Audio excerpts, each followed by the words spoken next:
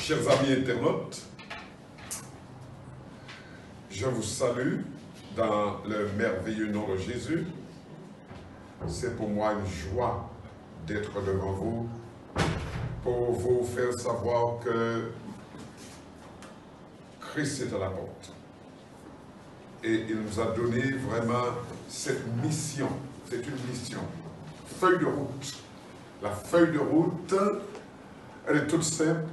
Faites connaître à mon peuple que je reviens bientôt et qu'il y a vraiment des décisions à prendre. Aujourd'hui, nous ne sommes plus seulement que des fidèles. Nous sommes plus que des fidèles. Mais nous sommes des visionnaires. Nous sommes des revivalistes. Nous voulons rétablir les choses que Dieu a voulu faire, alléluia, nous donner gratuitement pour que nous puissions vraiment prendre soin de ce monde. Car il y a une chose, une constatation, c'est que les gouvernements ont échoué parce qu'ils ont lâché la main de Dieu. Ils n'ont voulu plus que le Saint-Esprit, que le Dieu Tout-Puissant règne sur eux. Et chacun a voulu faire à sa tête. Et le résultat, nous voyons le résultat. Et ce n'est pas fini. Parce que le Seigneur dit que celui qui se sanctifie encore davantage. Car celui qui est dans le péché, eh bien, il va encore davantage pécher. Donc c'est un choix de vie. Alors, je suis là pour vous dire une chose, chers bien-aimés, chers amis de Dieu. Vous qui voulez vraiment avoir la réussite dans vos projets, faites le choix de servir le Seigneur. Alors ce matin, je vais continuer ce mini-séminaire dont le thème était « Ouvrir une porte au roi des rois ». Alléluia. Lorsqu'il y a la porte, il y a aussi la clé, il y a le l'étau. N'oublions pas cela. 3 éléments. Alléluia.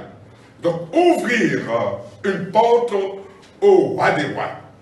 Donc, chers bien-aimés, le verset clé, verset de référence, c'est porte. Élevez-vous le tout, élevez-vous, porte, et accueillez le roi des rois.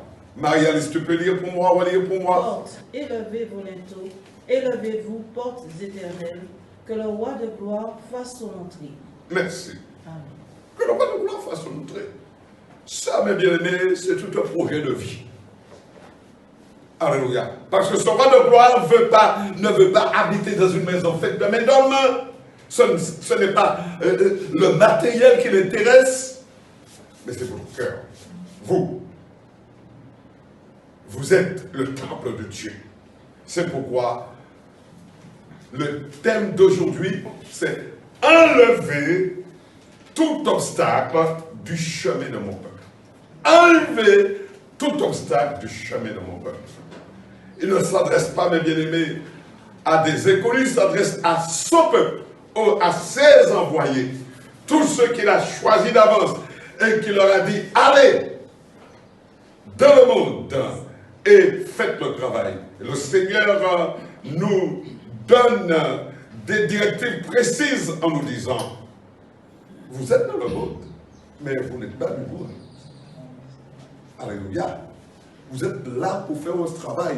Alors, ne vous mélangez pas, etc. et tout. Chers bien-aimés, enlevez tout obstacle du chemin de mon peuple. Le verset clé, c'est Ésaïe 57, verset 14-15. Je vais le lire. Ésaïe 57, verset 14-15. On dira, frayez, préparez le chemin, enlevez tout obstacle du chemin de mon peuple, car ainsi parle le Très-Haut, dont la demeure est éternelle. et dont le nom est saint. J'habite dans les lieux élevés, dans la sainteté. Mais je suis avec l'homme contrit et humilié, afin de ranimer les esprits humiliés, afin de ranimer les cœurs contrits. Alléluia. Quel amour de Dieu.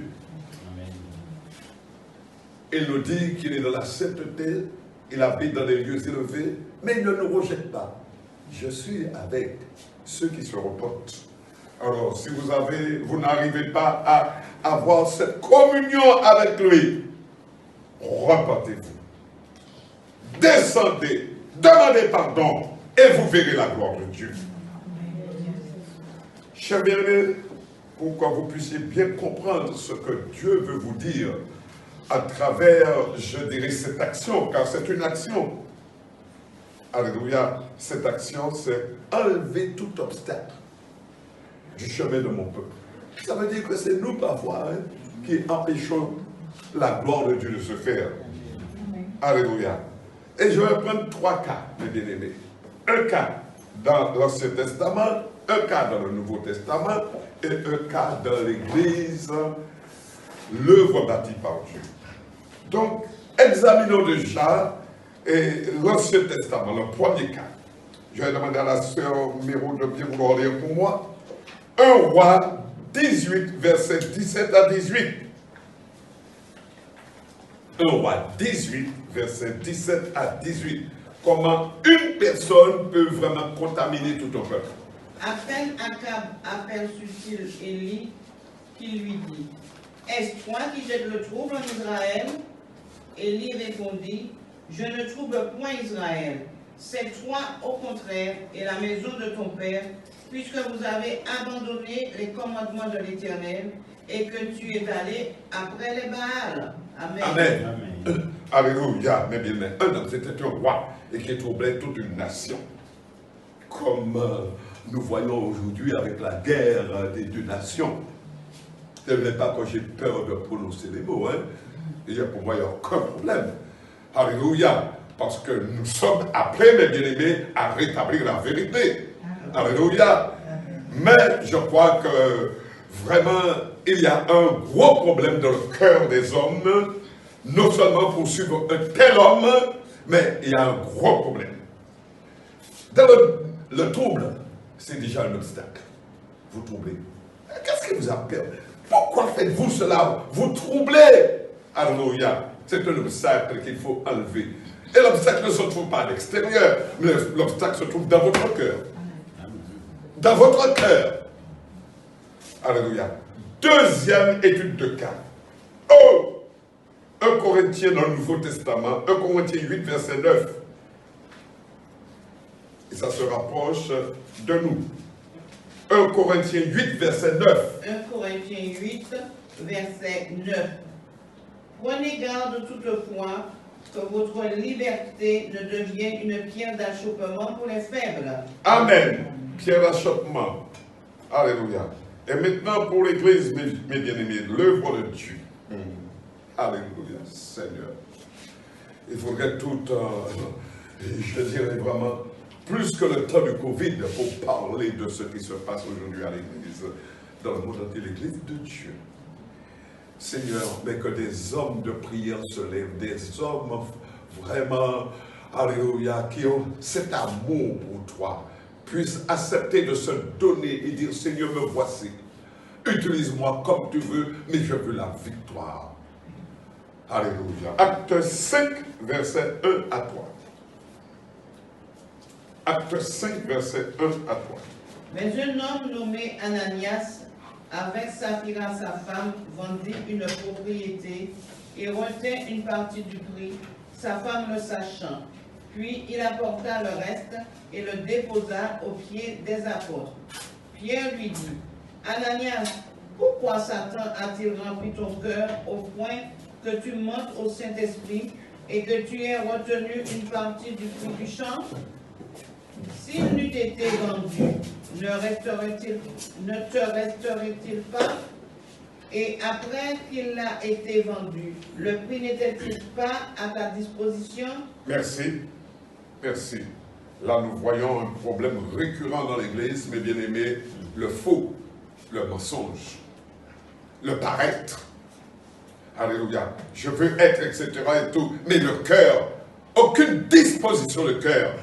Le Seigneur, mes bien-aimés, ne travaille pas n'importe comment. Votre aptitude ne l'intéresse pas. Vous êtes ceci, vous êtes cela. Ça ne l'intéresse pas. Ce qui l'intéresse, l'attitude du cœur. L'attitude du cœur.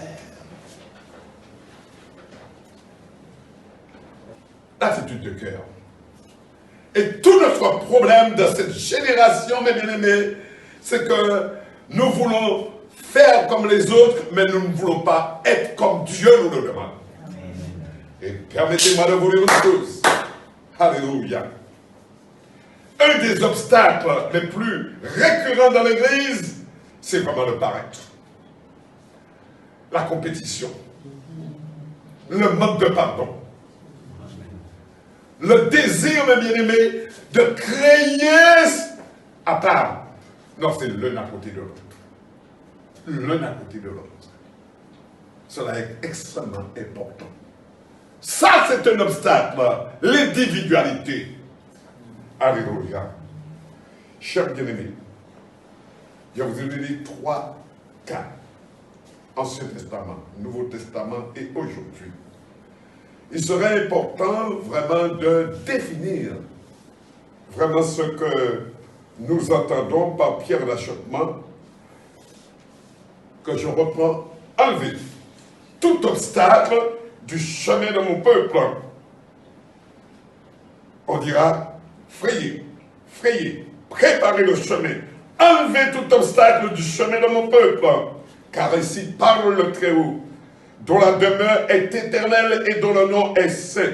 J'habite dans les lieux élevés et dans la sainteté. Mais je suis avec l'homme contrit et humilié, afin de ranimer les esprits humiliés, afin de ranimer les cœurs contrits.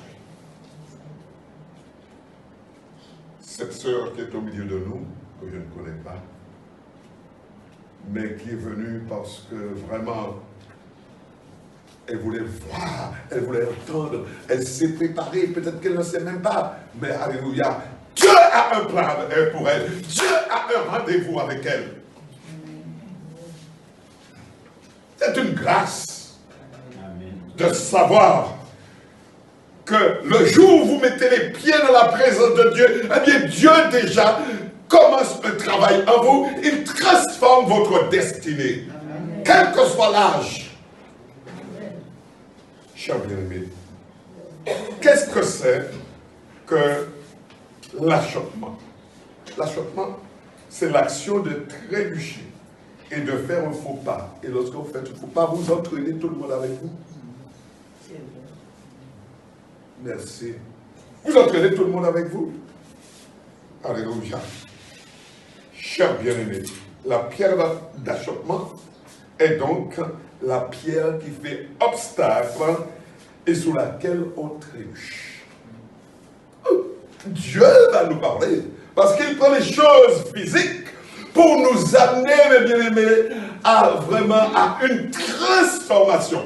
Parce que Dieu est en train de transformer son Église. Il est parlé de rétablissement des choses anciennes. Car le Seigneur a dit, j'habite dans les lieux élevés. Alléluia. Je suis, alléluia, saint, 3 fois saint. Mais je suis avec l'homme contrit, avec l'homme qui est découragé. Je suis avec vous. Une relation. Chers bien-aimés, la foi en Christ assure le sage. Il n'y a que lui. Vous savez, alléluia, lorsque je préparais, et je me préparais à entrer dans cette dimension, je dirais, de gloire, pour faire cette alliance avec Dieu et avec vous. Psaume 50, verset 5, prenez-le moi, s'il vous plaît.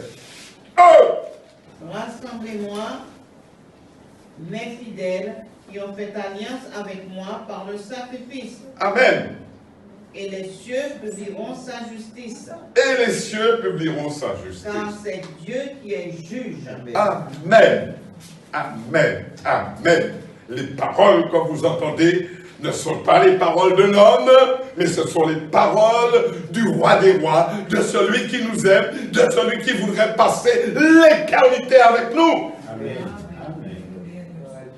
Alléluia. Nous ne sommes que des instruments, chers bien-aimés. Et un instrument, on l'utilise comme on veut. Alors, l'une des pierres d'achoppement, mes bien-aimés, c'est de se juger. C'est de pointer du doigt l'autre. C'est de critiquer. Ça, c'est un manque d'amour. Et le manque d'amour, mes bien-aimés, alléluia, se trouve dans l'Église. Et c'est une pierre d'achoppement qui donne accès au diable. Je vais écouter en vous disant une chose. Si nous demeurons dans la parole, lorsque quelqu'un qui est malade arrive dans la salle où nous nous trouvons, la personne est guérie. Amen. Si quelqu'un est dans le trouble, dans la confusion, dans la tristesse, dans l'abattement, là où se trouve le Seigneur, il y a vraiment la réponse, la guérison. Amen. Amen. Et vous allez me dire, oui, mais pasteur, mais pourquoi ça ne se fait pas plus? Écoutez-moi, c'est parce que vous n'êtes pas prêts. Vous n'êtes pas prêts.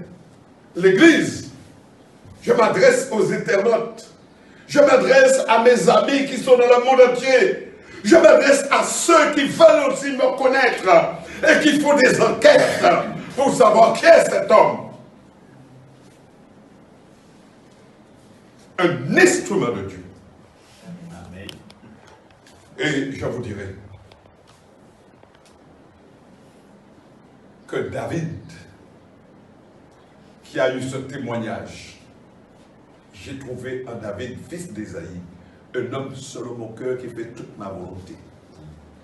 Parce que cet homme qui avait reconnu son état, parce qu'il a dit, Père, je veux m'approcher de toi, je veux faire ta volonté, mais je suis né d'une femme et il y a ce combat en moi. Il a reconnu. Il a reconnu sa faiblesse.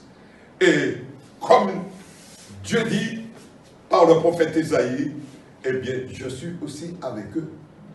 Et Dieu est avec nous. Alors, ce matin, vous qui m'entendez, quel que soit votre grade, quel que soit, que vous soyez pasteur ou autre, que vous soyez, alléluia, si vous reconnaissez que vous avez besoin du Seigneur, parce que vous êtes dans une situation où vous êtes une pierre d'achoppement pour l'œuvre de Dieu, alors repentez-vous. Que Dieu vous garde et que Dieu vous bénisse.